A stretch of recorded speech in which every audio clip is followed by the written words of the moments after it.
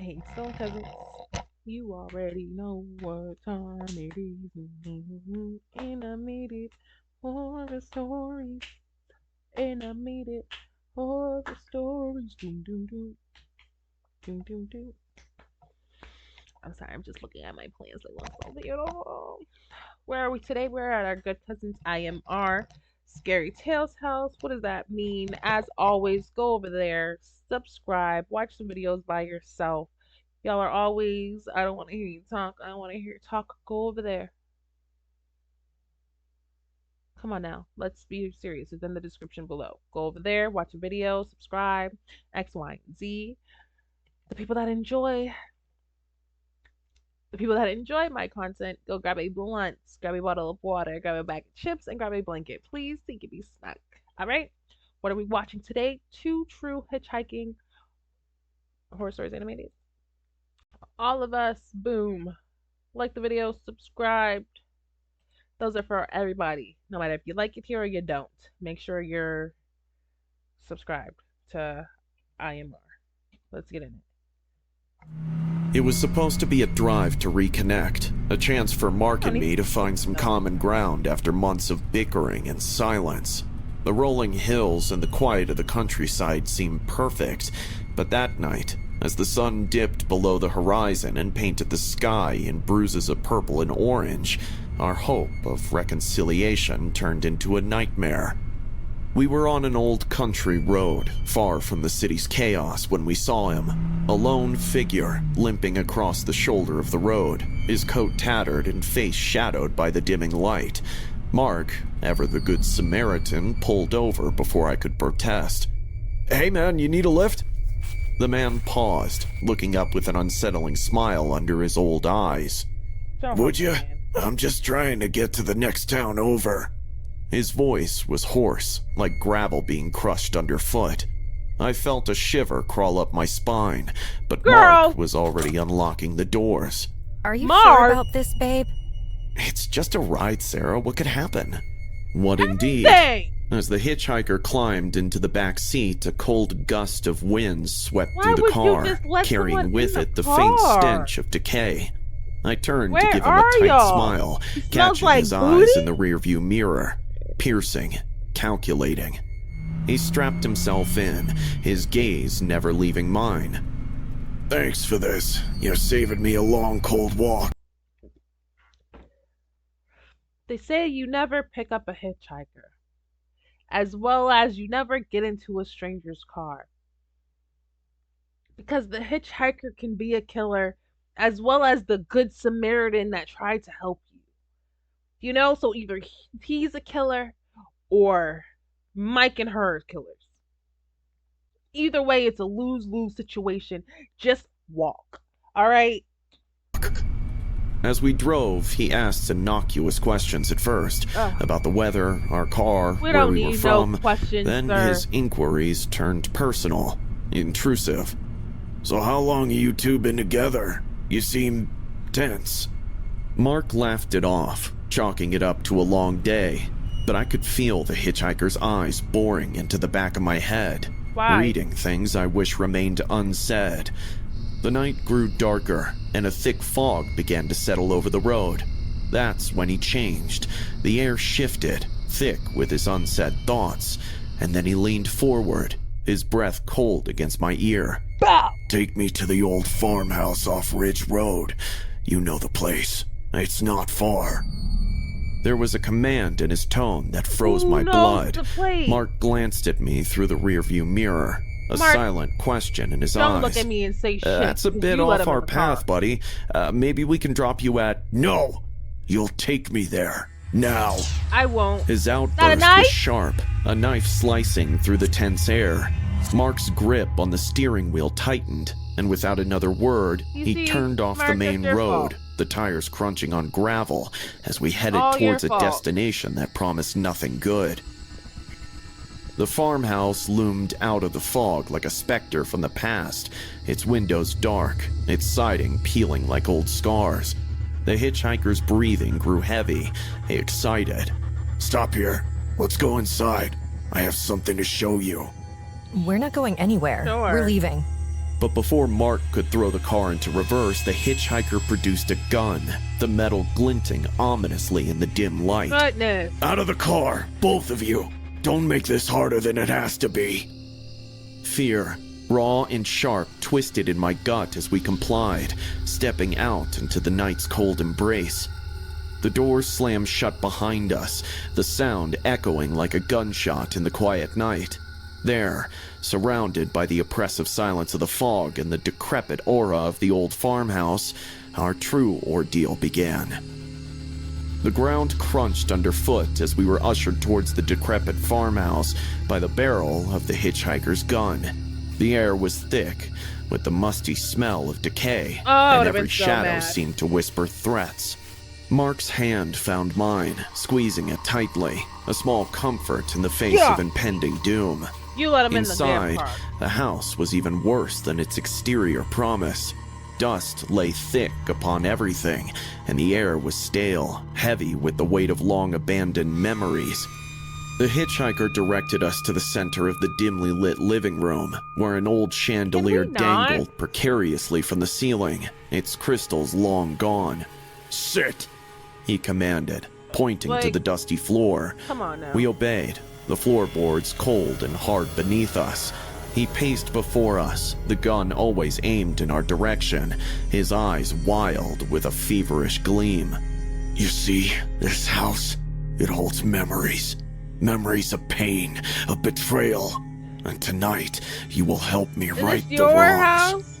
His words slurred into madness, revealing a mind unhinged by past traumas, now projected onto us.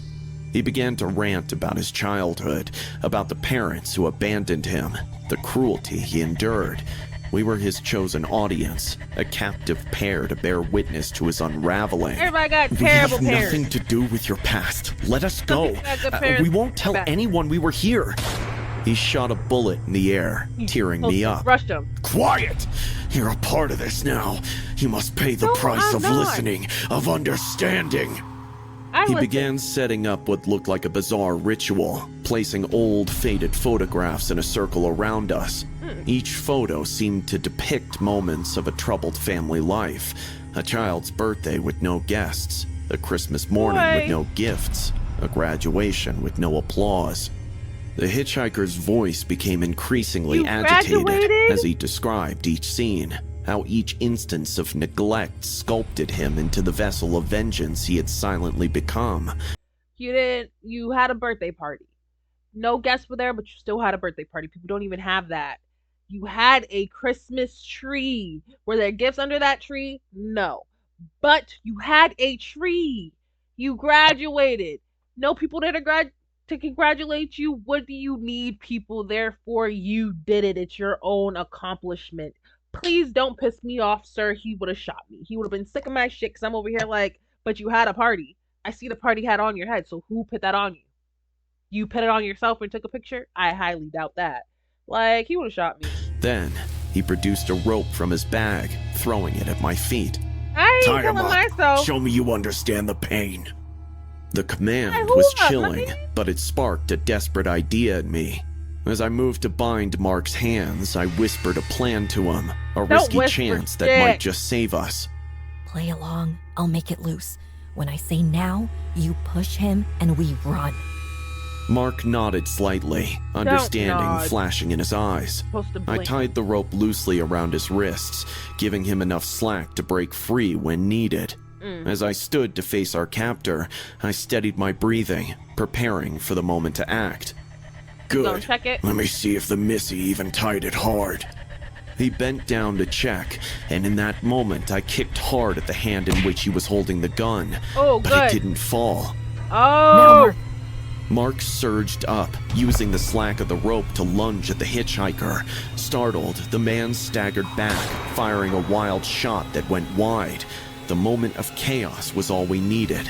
I grabbed Mark's hand and we bolted, racing towards the front door. Are the keys still in the car, or someone about to get shot? The cool air sharp in our lungs.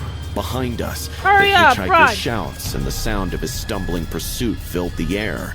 We didn't look back, running blindly into the foggy night, driven by pure survival instinct. The sounds of pursuit faded into the distance as we Where's reached the your main car? road, where by some stroke of luck, a late-night traveler stopped for us. He called the police as we collapsed into his car, our bodies shaking, our Oh, you minds kept running? reeling from the terror we had That's it. just escaped. The police later apprehended the hitchhiker at the farmhouse, still ranting wildly about betrayal and vengeance. Mark Boy, and but I we were helped safe, y'all. but forever changed. The ordeal left scars that no time could heal fully. A haunting reminder of the night we faced pure madness and survived. Face pure the night you guys decided to be dumb and pick up a hitchhiker and he almost showed y'all why y'all don't talk to strangers.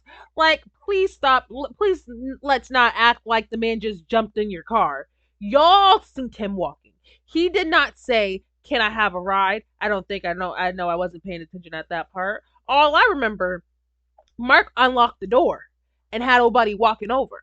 Like, let's not pretend like this just happened out of nowhere. Y'all was driving in the car from daylight to nighttime, and then he said, "Bring me to the old cabin house, the old farmhouse," all up in your ear. Y'all said, "No, that's out the way." I don't know if he said he said it sharply so a knife slit in the air, or if he said that he had a knife. Either or. Let's not act like this just came out of nowhere. Y'all picked up a hitchhiker, cause he tried to kill y'all. Effect. I be telling my babies, I be telling my god kids, my nieces and nephews, and everybody about cause and effect. You act a certain way, and something is going to happen after you did something. That's a cause, and the effect will take place. Fully, a haunting See y'all. reminder of the night we faced pure madness and survived. Y'all did it. Reflecting on it all now, I realized how close we came to a different ending. Very one written by close. a madman driven by the ghouls of his Very- past. But in Who the frantic knows what he was escape, gonna do? in our desperate will to live, You don't kick hard enough, or he was holding that gun real hard. Because if he was spooked enough to, get knocked out by Mark, you should have been able to kick. You should have been able to kick that knife out of that gun we out of his hand. rewrote our fate, choosing life over death he had planned for us. It was just past midnight when I first saw him, a solitary figure standing by the side of the road, thumb outstretched towards the murky glow of my headlights. His No. presence was as unexpected as it was unsettling. This stretch of highway was seldom traveled, even during the day. Reluctantly, I slowed the car, the window rolling down with a hesitant whir. "You need a lift?" I called, my voice betraying a trace of unwilling curiosity. The man nodded. A grateful smile crossed his weathered face as he hurried to the passenger side. Hurry! No! "Thank you," he said, settling into the seat and pulling the door shut with a definitive thud. "I wasn't sure anyone would stop." As we drove, the fog seemed to thicken, curling around the car like a living entity. "So where you headed?" I asked, glancing at him. He was older than I first thought, his eyes deeply set and carrying a weariness that seemed out of place. "Just up ahead," he replied, gesturing vaguely forward. "Not far." That's when the oddities began. First, it couldn't was the walk that radio. fast? As I we mean, that talked, far? it spontaneously switched on, You said just flipping up through ahead. stations rapidly, settling on an old-time tune that crackled with static. I reached to turn it off, but he stopped me. "I like this one," Get your hand off he of me in my said, car. his voice suddenly distant. "It's been a long time since I heard it." The a song long played time. eerily, Been a little- notes warping slightly as if the signal was bending around the curves of the road. "It's been a long time since I heard it." The song played eerily, notes warping slightly as if the signal was bending around the curves of the road. We passed a sign then, one that was too rusted to read, its edges consumed by ivy and darkness. "There's an old marker for a cemetery," he commented, his gaze fixed on the disappearing sign. "Not on the maps anymore. People forget." The atmosphere inside the car grew heavier. Don't The try to put edges him of my out. You vision just see what seeming to happened. You flutter might like pull the a blicky wings of out. night birds. Shadows appeared to move with autonomy, darting in and out of the dim light cast by the car's interior. I swallowed hard, focusing on the road that now seemed more like a passage through another world than a mere highway. "A bridge is coming up," he said next, his tone casual, as if remarking on the weather. "Strange things happen around it. Watch." As we approached, the headlights flickered, a stutter in the illumination that made my heart skip. Looking into the rearview mirror, I thought I saw figures standing by the water's edge, their movements jerky and unnatural. No. But when I blinked, they were gone. "It's the light," he murmured. "They don't like it." Who doesn't like it? Who are you? My voice cracked, the question slipping out before I could think better of it. "The ones who stay here. Imagine you've been tired for an eternity and finally wish to settle down in the warm arms of the deep slumber, but some buffoon brandishes a big light right in your face. Wouldn't you hate it?" He answered simply, as if that explained everything. We drove in silence for a while until suddenly the car's temperature dropped sharply. My breath became visible, fogging the space between us. He didn't seem to notice, his attention now on the road ahead. "There's a diner not far from here." He broke the silence. "It's abandoned now, but sometimes, if you look right, you can see the patrons inside." I stared at him, unease twisting in my gut. See them? How? "Just watch." As we passed the dilapidated building, I risked a glance. There, behind the fogged and broken windows, were the silhouettes of people, frozen mid-meal, their heads turning unnaturally slow to follow our passing car. My heart hammered against my ribs. The sight... You see why you don't pick up no strangers? He picked you up. You done seen people haunted back there. He brought you to a damn haunted restaurant. He's bringing you... Your car's haunted because it turned on without y'all touching it. Like, no. Too surreal to process fully. What the Who are they? What's happening? I managed to ask, my voice a whisper of its usual timbre. He said they're dead. Stuck souls forgotten in time, he said, his eyes reflecting a sorrow that seemed as deep as the night itself. But what better place to get stuck at if not for a diner? At least it's not on the road like me. His last words hung in the air, a confession wrapped in a chilling revelation. Stuck on the road like you? What you mean? You? I echoed, my mind racing as I tried to piece together the meaning behind his cryptic statements. The road ahead seemed to stretch into infinity, the fog a curtain veiling the world beyond. "Yes," he replied, his voice steady, eyes locked on the horizon. "I've been on this road longer than you can imagine, always hitchhiking, always picked up, but never reaching my destination." A cold shiver ran down my spine as I processed his words. "Why? What Someone killed him along the way?" I asked, not sure I wanted to hear the answer. You don't. He turned to look at me, his face illuminated by the intermittent flicker of the dashboard lights. "Unfinished business," he said, the cliché ringing eerily true in the context of our ghostly journey. "There's something I need to do, something I should have done long ago." "What is it?" I asked, the weight of his gaze making it difficult to concentrate on the road. "Just keep driving," he instructed, pointing forward where the road took a sharp bend. "It's not far now." As we rounded the curve, the air grew oppressively tight, as if the night itself was constricting around us. The radio burst to life again, this time spewing a jumble of numbers and static that made my ears ring. The car began to shake, a mechanical shudder that grew with each meter we advanced.